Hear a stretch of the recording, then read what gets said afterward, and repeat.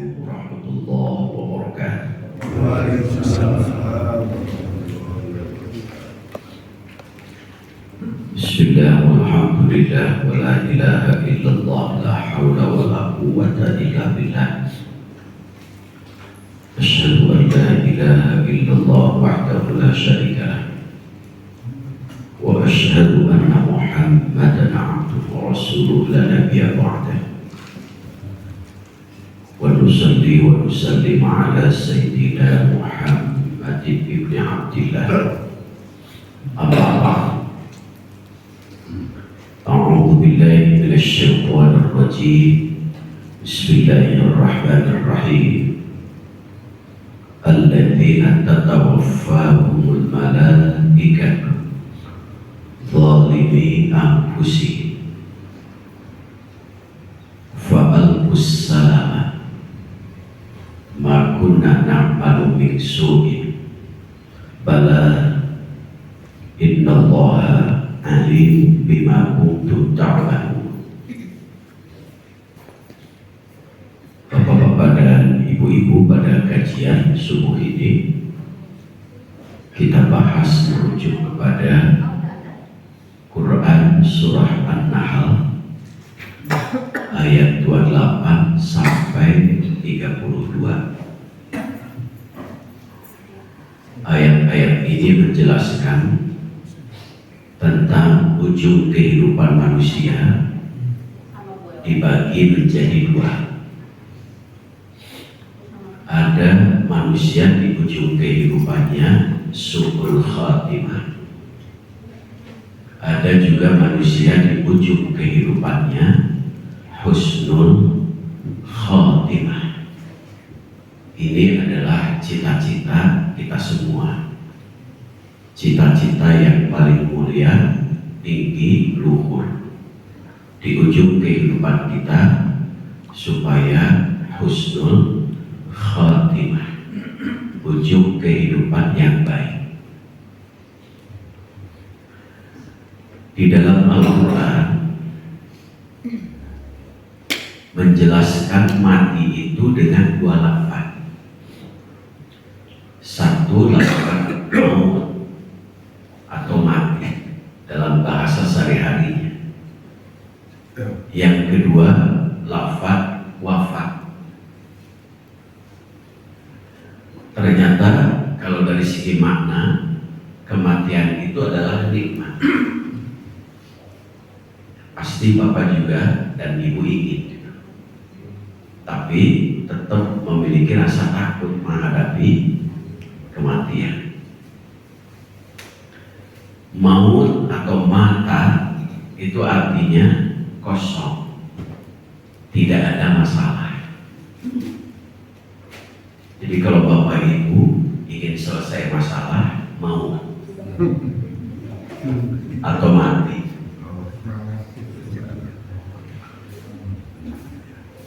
Makanya orang-orang kafir itu menginginkan mati terus, tidak mau ada kehidupan baru karena selesai masalah. Punya hutang gratis, yang wajib bayar adalah ahli waris. Kalau di asuransi bebas karena mati. Sehingga selama hidup manusia itu pasti ada masalah.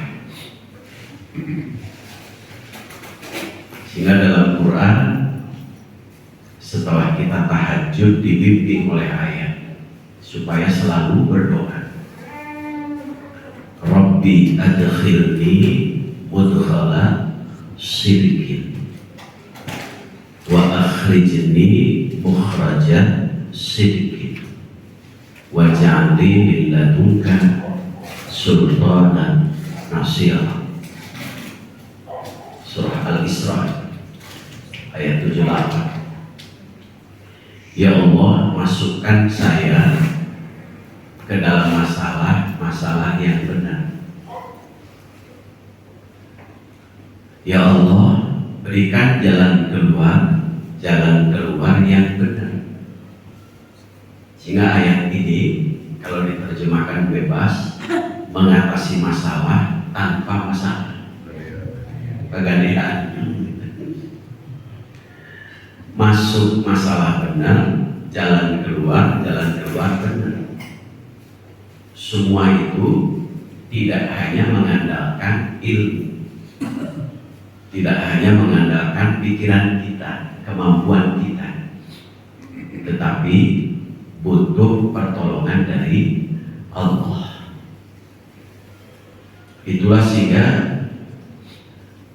Abdullah bin Umar itu setelah diangkat jadi khalifah, doa yang dibacanya ini. Kenapa? Sadar bahwa jadi pemimpin itu pasti akan menemukan banyak masalah. Tetapi Abdullah bin Umar berdoa supaya masalahnya masalah benar. Karena sebagai pemimpin dia punya kewajiban untuk mencari jalan keluar, tapi jalan keluarnya jalan keluar yang benar. Dia menyadari tidak hanya mengandalkan kemampuannya, tetapi butuh pertolongan dari Allah. Sehingga Abdullah bin Umar setelah diangkat jadi khalifah itu tidak pernah meninggalkan sholat tahajud. Setelah diangkat jadi pemimpin, itu luar biasa. Pulang ke rumah setelah dilantik, nanya ke istrinya, "Ma, kalau bahasa kita itu mama pakai perhiasan. Kalau mama lebih mencintai bapak, sok sini dengan ridho dan ikhlas perhiasan. Untuk apa, Pak? Untuk disumbangkan ke negara." Jadi jadi pemimpin, harta dari rumah itu dibawa untuk negara, bukan dibalik. Luar biasa. Ini masak dibalik, negara dibawa ke rumah. Abdullah bin Umar itu luar biasa. Jadi dari rumah dibawa, disumbangkan untuk negara. Umar bin Khattab, Utsman, begitu pula sosok baginda Rasulullah Shallallahu Alaihi Wasallam. Di pengorbanannya bukan hanya fisik, jiwa, tetapi harta dibawa semua, disumbangkan untuk negara. Makanya wakaf itu untuk negara. Contoh, Umar bin Khattab ba'da zuhur pergi ke kebun nyaseng. Begitu pula lihat orang turun keluar dari masjid selesai menunaikan sholat berjamaah asar. Umar bin Khattab menyesalnya bukan main. Baru tertinggal sholat berjamaah asar satu. Kalau kita kan 5 waktu tertinggal jamaah pun cuek together. Umar bin Khattab hanya 1 waktu tertinggal sholat berjamaah, menyesalnya bukan main. Sampai-sampai kebun yang membuatnya lalai diwakafkan untuk negara. Sehingga Umar itu prinsipnya kalau benda materi yang membuatnya lalai itu selalu diwakafkan untuk negara. Jadi kalau bapak-bapak mengikuti tipe Umar, HP, televisi membuat bapak ibu lalai, wakafkan untuk Masjid Al-Ikhlas. Itu kalau membuatnya lalai, HP. Karena orang main HP itu kadang lalai, asik gitu, apalagi sudah kecanduan game gitu. Nah, jadi luar biasa. Sehingga kita kembali mau itu artinya kosong, tidak ada masalah. Yang kedua, Quran menjelaskan kematian itu dengan wafat. Wafat itu artinya sempurna. Jadi kalau bapak ibu menginginkan pasangannya sempurna, wafat. Jadi kalau suami menginginkan istrinya sempurna, sina wafat. Begitu pula sebaliknya. Kenapa? Kalau kita masih hidup, melekat kelebihan dan kekurangan dalam diri kita. Tidak ada orang yang lebih, pasti ada kekurangan. Kekurangan dalam diri kita. Malaikat saja ketika diuji oleh Allah kan, wa in qala rabbuka lil malaikati inni ja'ilu fil ardi khalifah. Allah mengumumkan bahwa Allah akan menjadikan manusia yang bernama Adam untuk jadi khalifah. Lalu malaikat minta penjelasan. Qalu ataj'alu fiha may yufsidu fiha wa yasfiku dima. Ya Allah, kenapa Engkau jadikan makhluk yang bernama manusia yang pekerjaannya tukang merusak dan tukang menumpahkan darah? Malaikat nanya. Maka dalam tafsir, malaikat karena melihat makhluk-makhluk dulu, makhluknya ada yang menafsirkan Banul Jan, ada juga yang menafsirkan jumlah Adam itu 70. 1 sampai 69 itu Adam, dari mulai yang paling jelek sampai terus paling gagah. Adam yang nomor 70 itulah yang disebut Abul Bashar, bapaknya manusia, yang kasep, gagah, bisa bercocok tanam. Tapi Adam 1 sampai 69 perilakunya jelek, orangnya juga jelek. Ada juga yang mengatakan itu adalah manusia purba. Ditafsir berbagai tafsir. Selalu manusia purba itu sifat karakternya menyakiti, menyerang, bahkan tidak segan-segan membunuh. Jadi kalau ada manusia modern, kita ini manusia modern yang sifatnya suka menyerang, menyakiti orang, bahkan membunuh. Fisik manusia modern, jiwanya purba. Karena ciri khas manusia modern itu ingin hidup tenang, rukun, damai. Jadi kita ini manusia modern, makanya selalu keinginan kita hidupnya tenang, rukun, damai. Jadi kalau ada manusia modern yang hidupnya tidak tenang, ribut terus, berarti hanya fisik modern, jiwanya purba.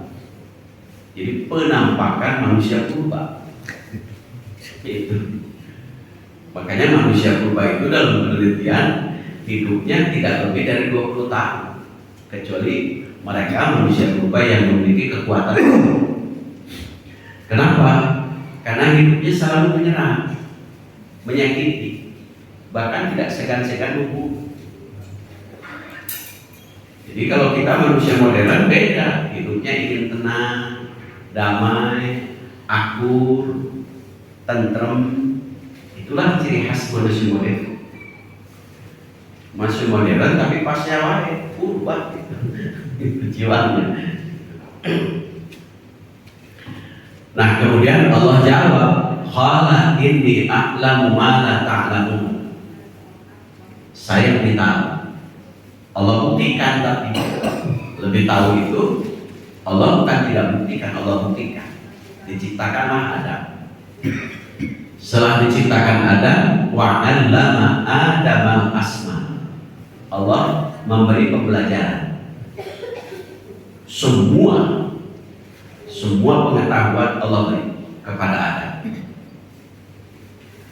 Jadi gurunya langsung Allah. Wa 'allama Adam al-asma'a kullah, supaya untuk membuktikan kepada malaikat. Setelah oleh Allah dipandang cukup ilmunya Adam itu, maka para malaikat dikumpulkan, semacam sidang terbuka. Jadi setelah diajar, sidang skripsi, sidang tesis, sidang disertasi, diuji, langsung ditunjukkan kepada para malaikat. Kata Allah, dan kira-kira begitu kalau dalam bahasa kita. Kalau bahasa sekarang, bro, gimana gitu kan? Jadi bro, thumma arabahu alal malaika. Jelaskan kepada malaikat. Silakan tunjukkan kemampuanmu setelah kau diajar sama saya, sama aku. Kata Allah, tunjukkan kemampuanmu kepada para malaikat. Malaikat kemudian meragukanmu. Baik, faqala anbi'uni bi asma'iha. Ditunjukkan oleh Adam kemampuannya, ilmu dari Allah.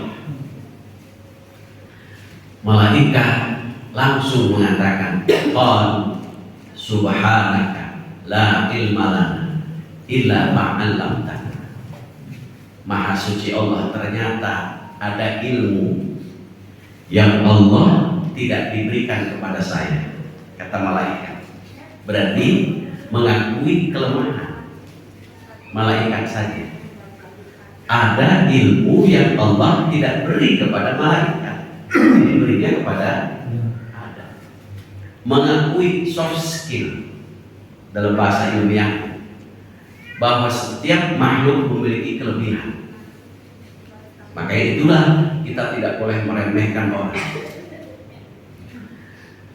Peristiwa ini dalam sejarah itu sejarah Adam ketika diragukan oleh malaikat, malaikat meragukan, kemudian malaikat tobat.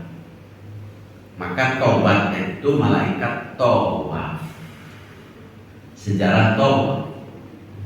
Tawafnya dengan membaca subhanallah walhamdulillah wala ilaha illallah Allahu akbar, la haula wala quwwata illa billahil aliyyil azim, wassalatu wassalamu ala rasulillah sallallahu alaihi wasallam. Itu sejarah. Adam mengakui kelebihan, malaikat mengakui kelebihan Adam alaihissalam. Ternyata ada ilmu yang Allah beri kepada Adam, tetapi tidak diberi kepada para malaikat. Menunjukkan kelemahan. Di situ ada kelebihan, ada kelemahan.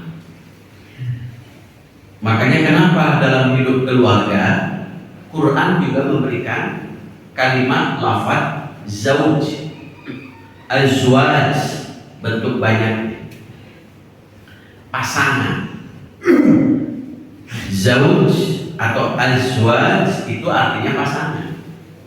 Kenapa Quran menjelaskan pasangan? Karena laki-laki dan perempuan memiliki kelebihan dan kekurangan. Makanya dalam Quran, hunna libasul lakum wa antum libasul lakunna. Kelebihan laki-laki untuk menutupi kekurangan istri, kelebihan istri menutupi kekurangan suami. Sehingga take and give hidupnya itu. Begitu pula di kita di masyarakat. Pasti setiap orang punya kelebihan. Kelebihan itu bukan untuk sombong, kelebihan itu bukan untuk menjatuhkan orang, tetapi justru untuk menutupi kekurangan orang lain. Genteng, sombong. Ya, saya hidup kepanasan, kehujanan, capek saya. Genteng, jangan bicara begitu. Kau di atas karena saya, kata dia. Sehingga bangunan ini saling sinergi, saling berkaitan, saling menguatkan. Tidak ada yang disombongkan. Itulah hidup manusia sebagai anggota masyarakat. Nah, karena itu Quran memberikan bahwa wafat itu sempurna. Sempurnanya manusia adalah wafat. Makanya kalau suami istri kadang-kadang masih hidup sok ingat kekurangan. Setelah wafat nine, yang diingat hanya kebaikan. Masih hidup melekat kebaikan dan kejelekan setiap manusia. Makanya dalam Quran, orang yang paling baik, wallahu yuhibbul muhsinin, orang yang paling baik bukan orang yang tidak pernah berbuat salah.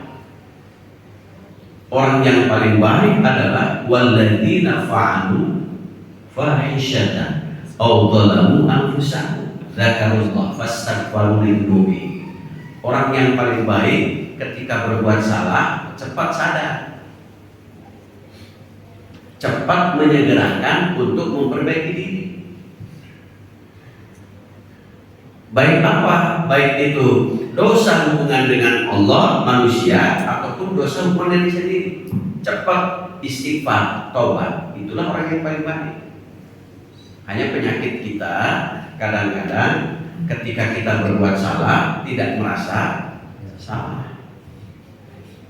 Sehingga dalam pendapat Ibnu Qayyim itu ada 6 hal yang merusak hati manusia, yang menyebabkan hati manusia tertutup, terkunci, sehingga ketika berbuat salah tengarawas salah. Apa? Yadnibuna, mengabaikan dosa. Sehingga dalam istilah Sunda, dosa itu meledos teka rasa. Hitut, tos hitut, tapi tengarawas hitut. Kalau hitut mah justru ketika Rasulullah SAW melihat para sahabat ada yang hitut, ditertawakan. Rasulullah melarang, jangan berbuat begitu, karena kamu juga melakukannya, kamu juga hitut. Kata Rasul, kalau ada hitut sudah saja ambil tangan kita tutup. Kata Rasul, itu tutup, tidak usah tertawakan, tutup. Tos we jembli jema manis ya itu. Tos sekir. Sehingga di bab sholat dibahas ketika perut mual merakbak dalam bahasa Inggris nama merakbak mual, jangan bapak ibu batalkan sholatnya. Sampai kapan? Kata Rasulullah, hatta yasma'an sautan, sampai terdengar suara, baru batal. Masih kena mulus batal. Pamit pas kan suaranya pas tetap batal. Pas tetap batal. Ah, terbayar terkakupin kubatur batal. Walaupun pas itu. Suara tidak ada. Kemudian kita menemukan yang kedua, au yajida riha. Tahu-tahu bau. Tahu-tahu bau. Batal. Suaranya tidak ada, tapi tahu-tahu bau. Batal. Sehingga dari hadis ini macam-macam hitut di ayat itu.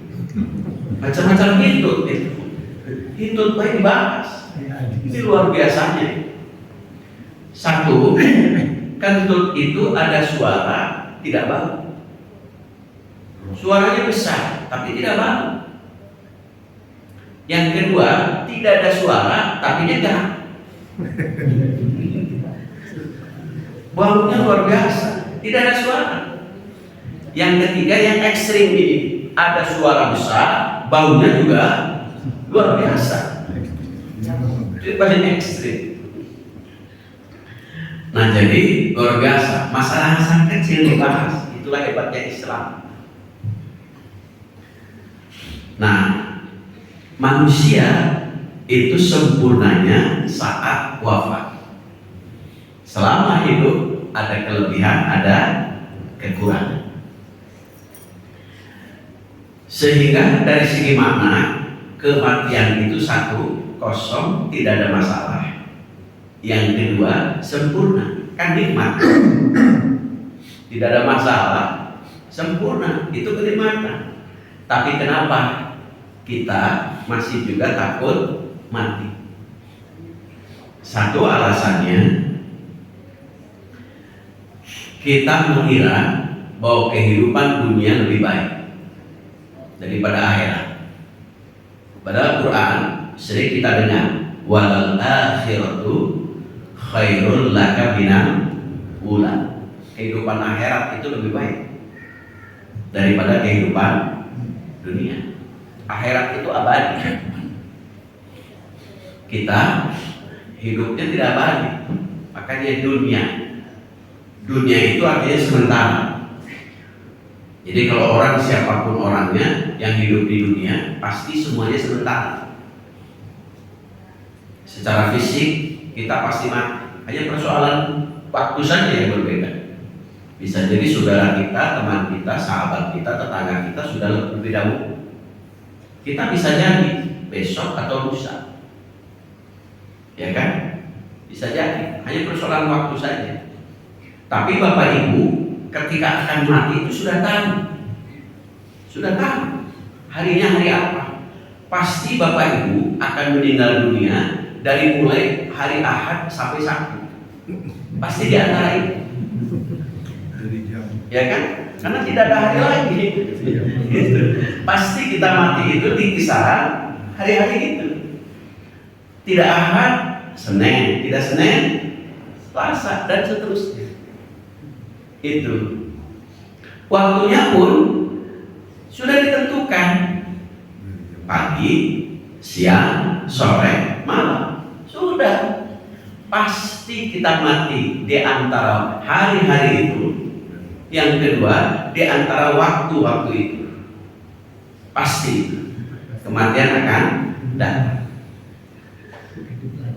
Ada orang yang mati, ada Allah memberikan sebab, bisa sakit, bisa juga sebab-sebab lain.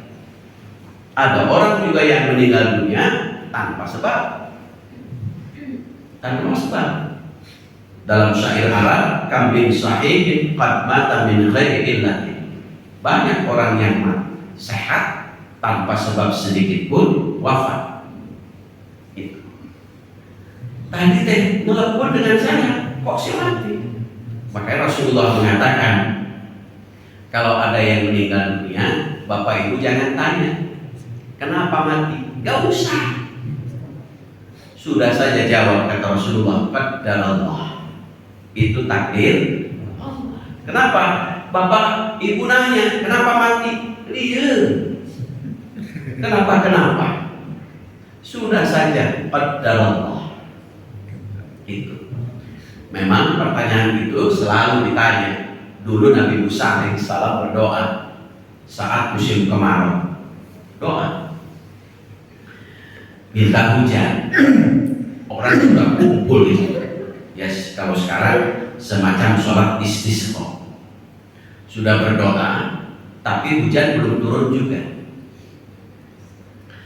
Lalu Nabi Musa bertanya, ya Allah, kenapa kami sudah berdoa, kok sih belum juga diturunkan hujan? Kata Allah apa? Di antara orang-orang itu ada orang yang dosa. Diumumkan oleh Nabi Musa di lapangan. Bapak-bapak, ibu-ibu, mohon maaf dengan rasa kerendahan hati dan rasa hormat kami, bagi yang memiliki dosa keluar dari sini, keluar dari lapangan ini. Gak ada yang keluar. Kemudian ada yang evaluasi diri, saya yang paling dosa. Waktu itu juga dia tobat. Ya Allah, saya begitu banyak dosa. Istighfar, tobat. Turun hujan langsung. Nabi Musa nanya lagi, ya Allah, kok sih belum ada yang keluar, kok sudah turunkan hujan? Kata Allah, Musa, ada orang itu dosa tapi ia langsung tobat waktu itu. Siapa? Gak usah tahu, pokoknya yang penting turun hujan dan tobat. Kita kan kadang-kadang saha sih, tidak kepo kita mah itu sok hoyong terang. Nabi Musa wae hoyong terang wae. Kata Allah, gak usah tahu siapa orangnya. Mari kurang penasaran, sok atul kok itu hoyong terang. Sehingga dikejar, saha sih kok mau lepak itu. Jadi Nabi Musa alaihissalam itu di stop oleh Allah, gak usah tahu siapa orangnya. Yang penting taubatnya sudah diterima dan air hujan sudah diturunkan. Gak usah tahu siapa orangnya. Sehingga dosa itu makanya Bapak Ibu tidak boleh diceritakan kecuali berceritalah kepada Allah. Itu ketika taubat, ketika kita istighfar, cerita kepada Allah. Gak usah tarik-tarik, ya Allah, abdi teh baheula seueur dosa, gak usah. Ke depan saja, ke depan. Nah, yang kedua, kenapa manusia takut mati, takut menghadapi mati? Karena punya khawatir kepada orang-orang yang dia cintai. Suami khawatir pada istrinya, bahkan gaduh kasieun beli kawin deui. Padahal rek mau atau mikiran nikah deui, kumaha hirup kuy padahal. Sieun kadang. Begitu pula istri, sieun, suami sieun, anak-anak cucu sieun. Takut. Padahal Allah sudah memberitakan kepada kita. Quran surah Fussilat ayat 30. Innal ladzina qalu rabbuna Allah tsumma istaqamu tatanazzalu 'alaihimul malaikah alla takhafu wa la tahzanu wa abshiru bil jannah allati kuntum tu'adun. Hai orang yang istiqomah, istiqomah konsisten, ajak. Beda dengan arti kita kadang dipelesetkan. Namun istiqomah teh isi kolot dia masih genah gitu. Dipeleset pakai itu. Istiqomah itu konsisten, ajak. Kalau dalam arti yang dijelaskan oleh hadis, istiqomah itu ahabbul a'mali indallahi adwamuha wa in qalla.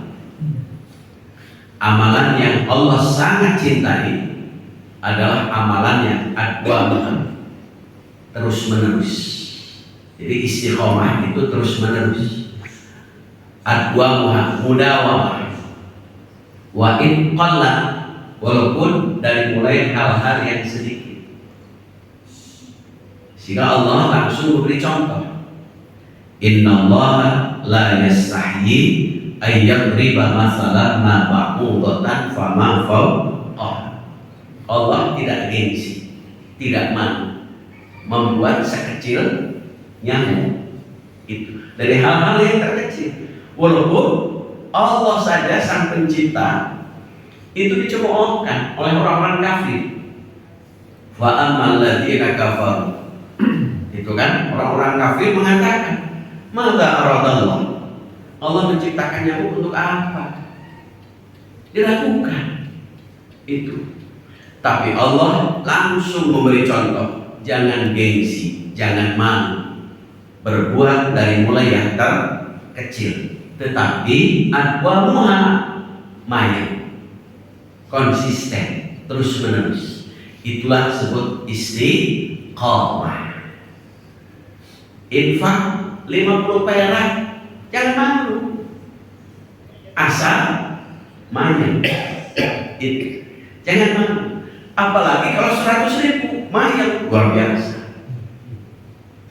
50 perak saja jangan malu, karena Allah tidak melihat jumlah, tapi yang Allah lihat adalah ikhlas, benar. Itu yang Allah lihat. Tahajud 2 rakaat jangan malu, tahajud tapi tiap malam 2 rakaat. Itu jangan mau. Sholat duha 2 rakaat jangan mau. Terus tahajud tidak, witir 1 rakaat jangan mau. Mungkin bagi bapak ibu 1 rakaat itu adalah mudah, tetapi bagi pemula sholat witir 1 rakaat itu perjuangan. Bagi pemula, apalagi dilaksanakan malam hari. Sholat subuh saja jam 4 berat itu. Bagi yang tidak biasa, bangun subuh itu berat. Bagi yang tidak biasa. Kalau yang biasa, sebelum jam 4, jam 3 sudah bangun. Bahkan jam 2 dia sudah bangun. Tetapi kalau yang tidak biasa, jam 4 dia susah. Rek ngelepas bantal di simut.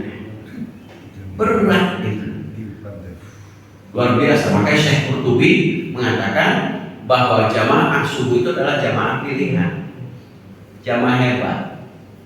Ibnu Taimiyah, ukuran kemajuan masjid itu dilihatnya bukan di sholat maghrib, bukan di sholat isya, tetapi di sholat subuh. Kalau sholat subuhnya minimal seperti sholat Jumat, luar biasa. Sholat Jumat penuh tuh masjidnya, penuhnya penuh. Sholat subuh seperti sholat Jumat, sudah luar biasa. Apalagi kalau meningkat, sholat subuh seperti sholat Id.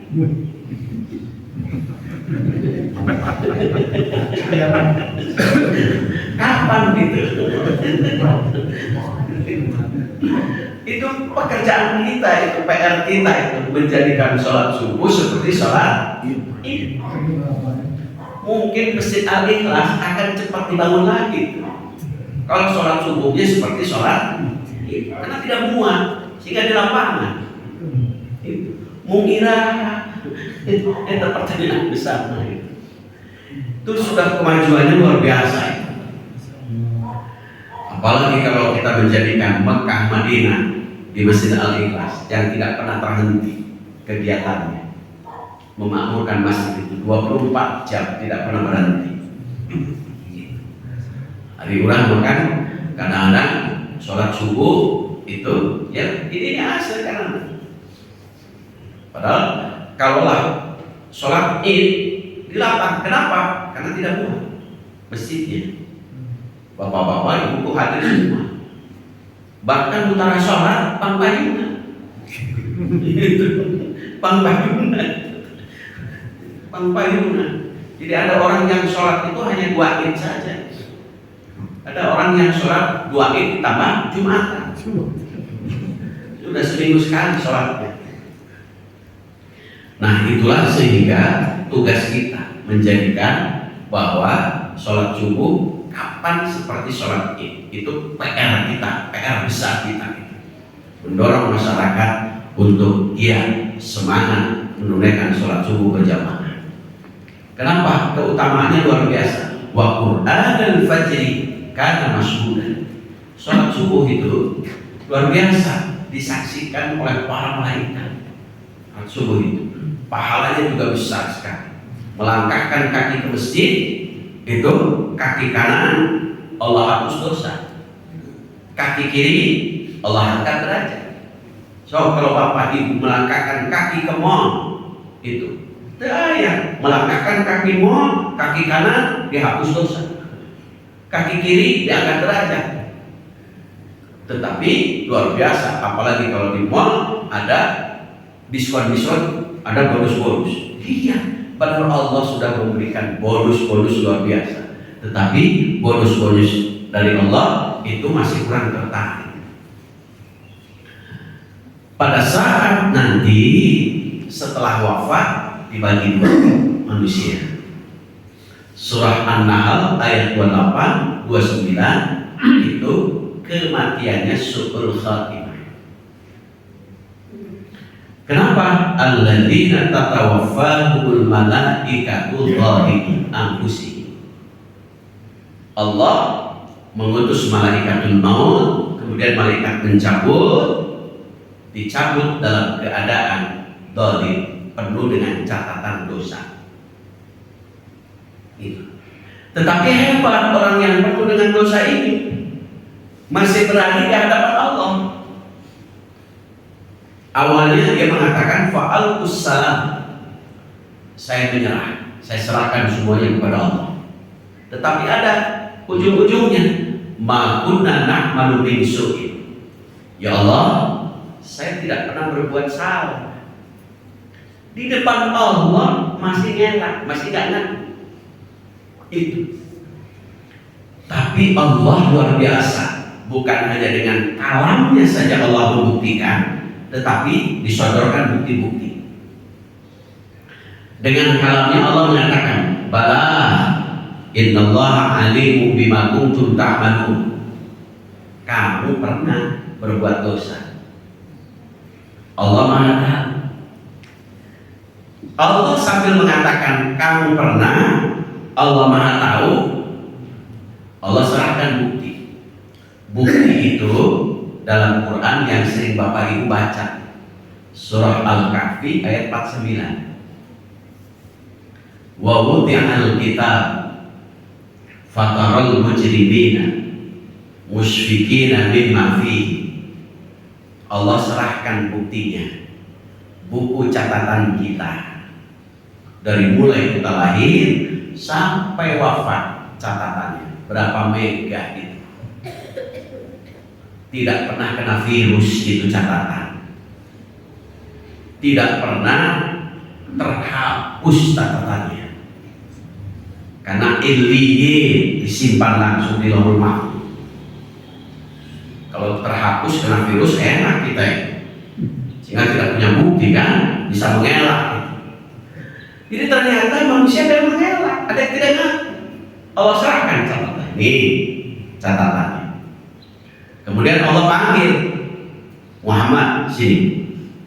Fatarol mujrimin, kau lihat bagaimana reaksi orang yang menerima catatan yang penuh dengan salah itu. Mukanya saja kau lihat, mukanya wujuhuhum muswaddah, terlihat hitam, baru menerima catatan. Ternyata lihat, musyfikina mimma fihi, rasa takut. Baru orang yang mengatakan tadinya tidak ngaku, ngelak, baru mengatakan yaquluna ya laitana, celaka saya ya Allah.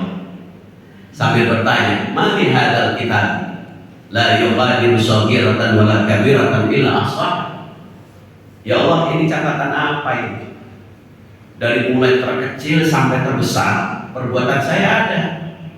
Ma yalfidu min qawlin illa ladaihi raqibun atidun. Tidak ada satu sedikit pun perbuatan saya yang tertinggal oleh dua malaikat raqib dan atid, dicatat semua.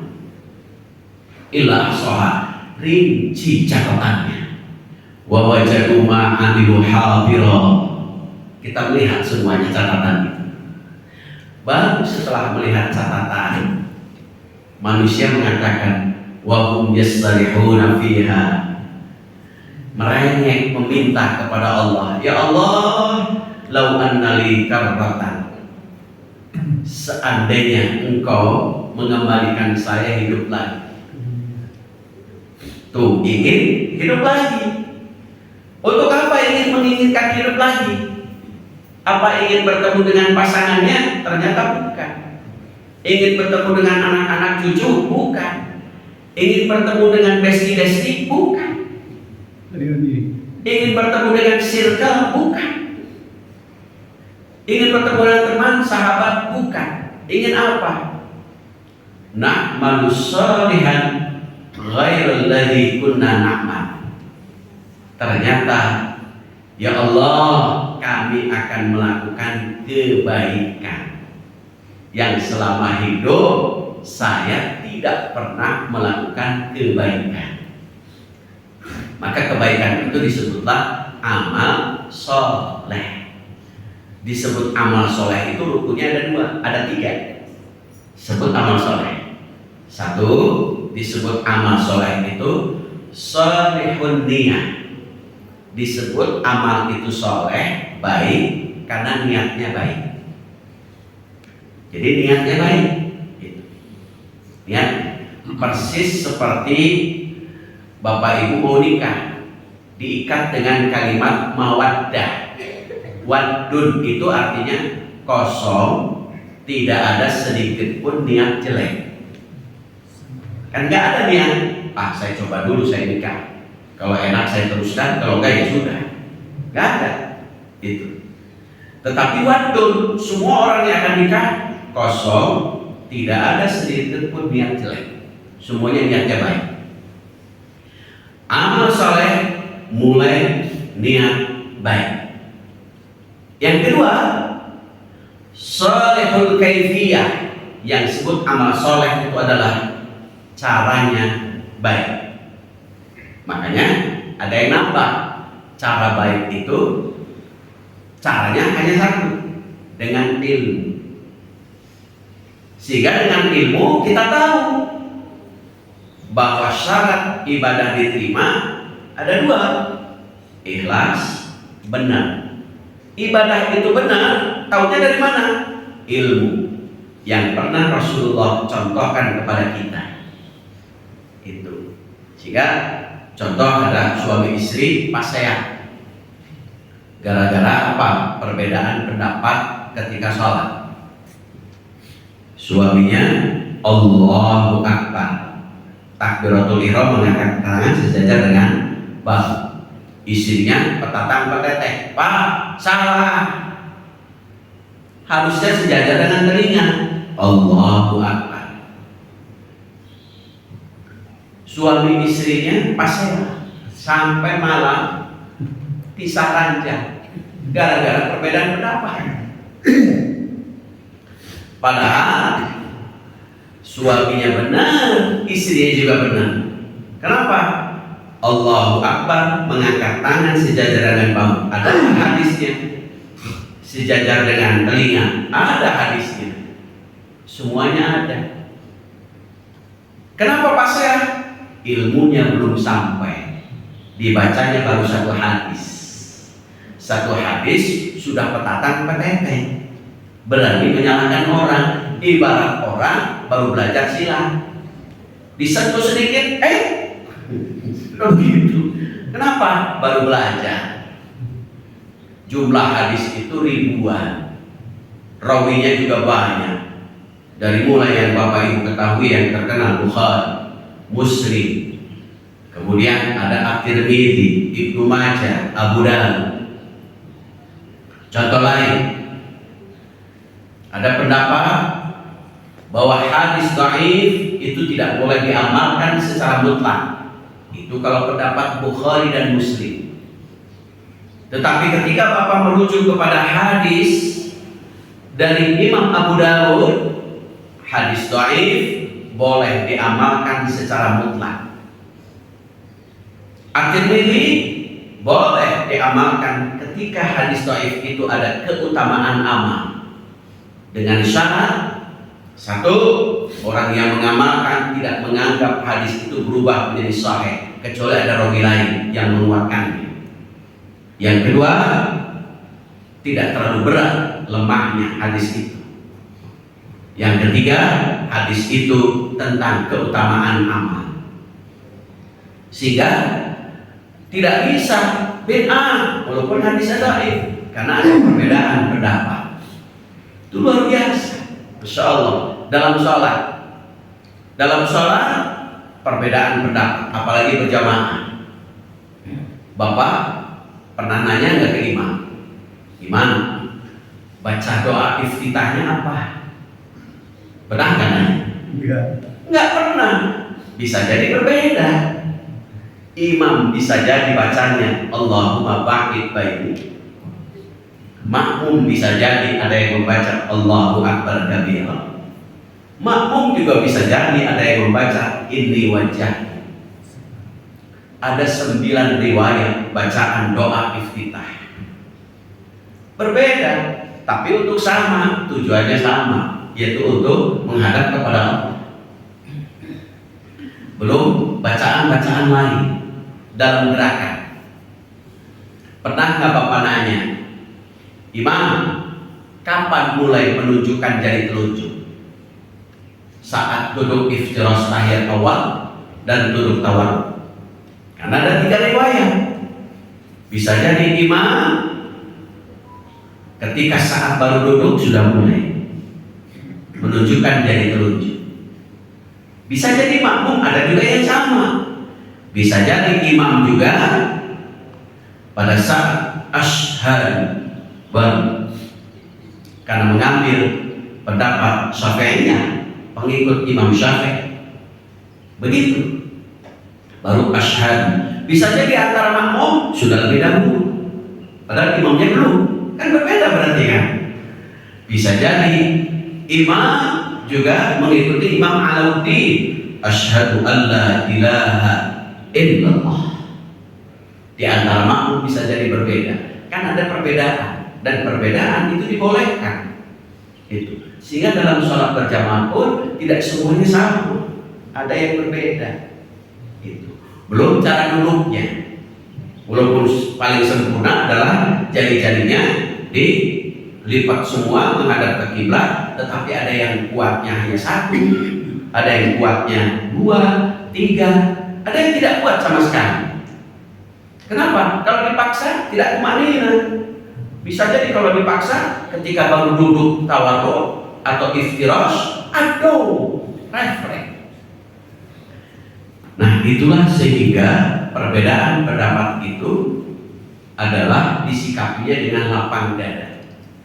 Makanya Allah menurunkan Quran surah Al-Fat ayat 4 ayat 5. Walladzi anzalas sakinata fi qulubil mu'minin liyazdadu imanan ma'a imanihim. Ayat ini turun perbedaan pendapat antara Abu Bakar dengan Umar. Abu Bakar setuju untuk adanya perjanjian Hudaybiyah. Umar bin Khattab tidak setuju untuk mengadakan perjanjian Hudaybiyah. Allah turunkan, sikapi perbedaan itu dengan hati yang tenang. Itu sehingga antara Abu Bakar dengan Umar terpasea kunaon hatinya tenang. Yang perbedaan pendapat hatinya tidak tenang, nu aya ieu sosorongan bari pelot pasea nu aya.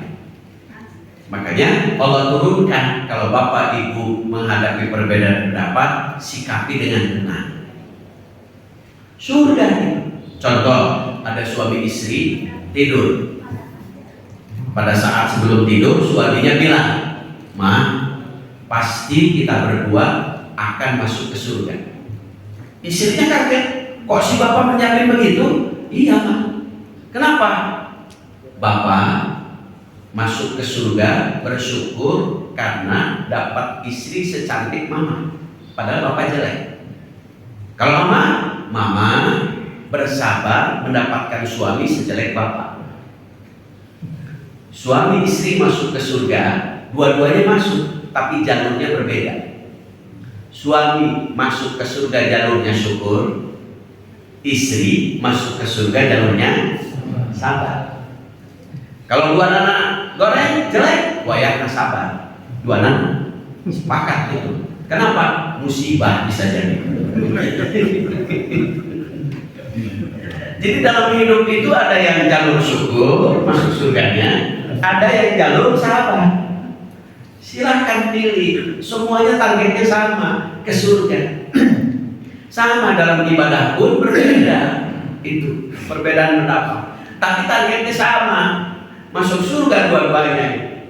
Jalur yang berbeda. Bisa jadi jalurnya sama, jalur syukur semua. Bisa jadi jalur syukur, jalur sabar. Itulah sehingga menghadapi perbedaan pendapat, Allah sudah tegaskan dalam Quran surah Al-Fat, tenang hatinya. Isi tenang hati itu ada 3. 1 syukur, 2 sabar, 3 ikhlas. Jadi kalau Bapak Ibu ingin tenang hatinya, syukur, sabar, ikhlas. Ketika Bapak Ibu isi hatinya itu syukur, sabar, ikhlas, liyudkhilal mu'minina wal mu'minati jannatin tajri min tahtiha al-anhar. Allah jamin orang yang isi hatinya itu syukur, sabar, tenang, Allah masukkan baik laki-laki maupun perempuan ke surga dua-duanya. Tuh, asal syukur, sabar, tenang. Syukur, sabar, tenang itu mudah diucap, tapi berjuang untuk melakukannya. Sabar itu, ilmu sabar berat dilakukan. Ada seseorang mengatakan di depan murid-muridnya, kata murid-muridnya, "Pak, ayam saya hilang." Kata orang ini yang di orang tua kan, "Sabar." "Ya Pak." Muridnya nurut. Besoknya bapak ini nurut kepada murid-muridnya. "Nah, kambing bapak hilang." Muridnya sepakat, "Sabar Bapak." "Sabar, iya menggede." Jadi sabar untuk orang lain, untuk dirinya tidak sabar. Sabar dalam hal apa? Ada 6 dalam Quran yang harus sabar. 1, sabar ketika bapak ibu sholat. Al-Quran surah Al-Baqarah 45 dan 152. Kenapa sholat harus sabar? Karena sholat pembawaannya hampir semua orang ingin cepat selesai, sehingga bisa jadi ada imam bacaan panjang, kesal. Kenapa? Sabar, surga. Yang kedua, sabar saat mendapat musibah. Ada pedagang tahu lewat ke sawah Manggur sambil berdoa, "Ya Allah, mudah-mudahan jualan tahu saya laku, saya panggung, naik angkot." Besok lagi begitu. Hari ketiga, ketika saat berdoa, "Ya Allah, selamatkan saya, tahu saya terjual." Dikusuk, disoledan, terpleset di sawah. Mencaci maki Allah. "Kok si Allah, saya doa selamat, laku, ya dikusuk." Pulang ke rumah. "Pak, kenapa sudah pulang?" Kata istrinya. "Karena jatuh, terpleset, tahunya juga hancur." Tiba-tiba mendengar berita, biasa mobil yang dia naiki terkusruk, jatuh ke jurang, penumpangnya meninggal semua. "Alhamdulillah," katanya, "saya dikusruk di sawah." Tadinya buruk sangka kepada Allah, tetapi setelah mendengar mobil yang dia naiki jatuh ke jurang, meninggal semua, dia baru hamdalah. Tiba-tiba datang, "Pak, ayah tahu mau hancur." Kata yang punya bebek, "Ayah pajeng tahuna," karena tahu yang hancur untuk makanan bebek. Tuh, alhamdulillah, ya selamat, ya juga tahunya pajeng, tapi sudah buruk sangka kepada Allah. Padahal bisa jadi doa kita itu bisa jadi Allah ganti, diijabahnya dengan diselamatkan. Itu luar biasa. Hanya kita kadang-kadang buruk sangka. Itulah hati yang tenang, musibah. Yang ketiga, sabar sebagai pasangan suami istri. An-Nisa ayat 19. Karena suami istri kadang-kadang menyenangkan, kadang menjengkelkan. Yang keempat, sabar sebagai orang tua yang mendidik, mengarahkan anak-anaknya. Anak-anak juga sama, menjengkelkan, menyenangkan. Tetapi dalam diri anak, suami istri ada limpahan kebaikan pahala yang luar biasa ketika sabar. Yang kelima, sabar saat kita didolimi oleh orang, disakiti oleh orang. Itu An-Nahl ayat 126. Yang terakhir, sabar saat kita melihat perilaku orang lain jelek. Nah, kesabaran itu adalah isi ketenangan hati. Saya kira itu bersambung, insya Allah. Belum dibahas. Ada yang jelas? Alhamdulillah. Masya Allah. Banyak eces. Kalau sudah jelas, itu saja barangkali yang saya sampaikan pada kajian subuh ini. Mudah-mudahan kita senantiasa panjang umur, sehat, diiringi dengan keberkahan. Kita tutup pengajian ini supaya mendapat keberkahan dengan berdoa kepada Allah dengan penutup majelis taklim. Subhanaka Allahumma wa bihamdika asyhadu an la ilaha illa anta astaghfiruka wa atubu ilaik. Assalamualaikum warahmatullahi wabarakatuh.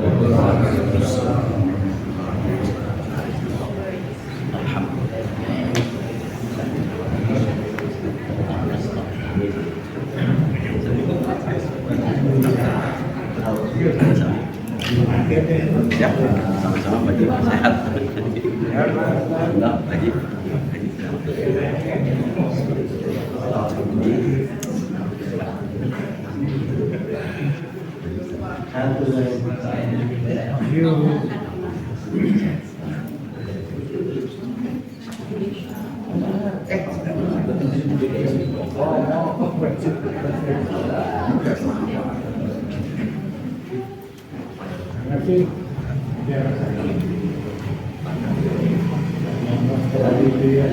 Dan apa ya?